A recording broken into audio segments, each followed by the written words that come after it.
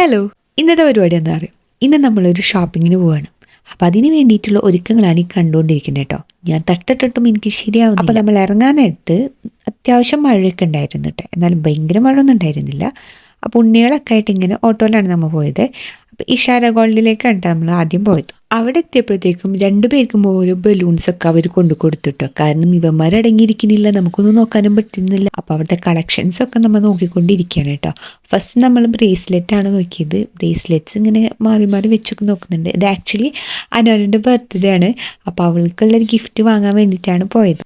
Surprise ആയിട്ട് gift വാങ്ങാനായിരുന്നു ആദ്യം plan. പക്ഷേ അവൾക്കിനി ഇഷ്ടമായില്ലെങ്കിലോ എന്നുള്ളതൊക്കെ ആലോചിച്ച് നമ്മളങ്ങനെ പോയി വാങ്ങാമെന്ന് വിചാരിച്ചു. പാദസരം വാങ്ങണോ, നെക്ലേസ് വാങ്ങണോ, അതോ ബ്രേസ്ലെറ്റ് വാങ്ങണോ എന്നുള്ള കൺഫ്യൂഷനിലാണ് നമ്മളിപ്പോൾ നിൽക്കുന്നത്. ഏതെങ്കിലും ഒന്നേ എടുക്കും. അത്യാവശ്യം നല്ല കളക്ഷനൊക്കെ ഉണ്ട് ഇവിടെ.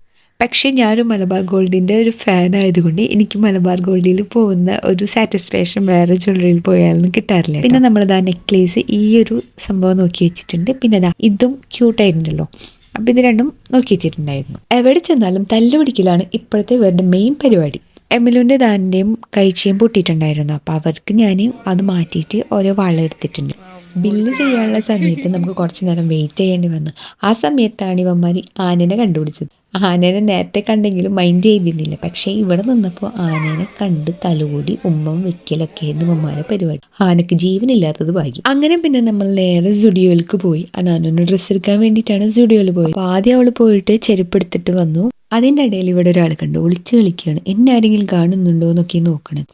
അവൻ്റെ പിറകിൽ ഞാനിങ്ങനെ ഓടണം. അനാനുതായി ഇവിടെ 2 പാൻറ്റൊക്കെ സെലക്ട് ചെയ്ത് വെച്ചിട്ടുണ്ട്. അപ്പോൾ അവൾ അതിൽ ഏത് വേണമെന്നാണ് ചോദിക്കുന്നത്. പക്ഷെ എനിക്കത് നോക്കാൻ നേരം കിട്ടുന്നില്ല. ഇവിടെ ഒരു മുതലാളി കണ്ടോ കണ്ണാടിയുടെ മുമ്പിൽ നിന്നിട്ട് ഇവനെ ഞാൻ എവിടെയോ കണ്ടിട്ടുണ്ടല്ലോ എന്നും പറഞ്ഞിട്ട് അമ്മ കൊടുക്കാണ് കേട്ടോ. അങ്ങനെ ഷോപ്പിംഗ് ഒക്കെ കഴിഞ്ഞ് നമ്മൾ തിരിച്ചു പോയിക്കൊണ്ടിരിക്കുകയാണ്. അപ്പം ഇന്നത്തെ വീഡിയോത്തുകൾ ടാറ്റാ.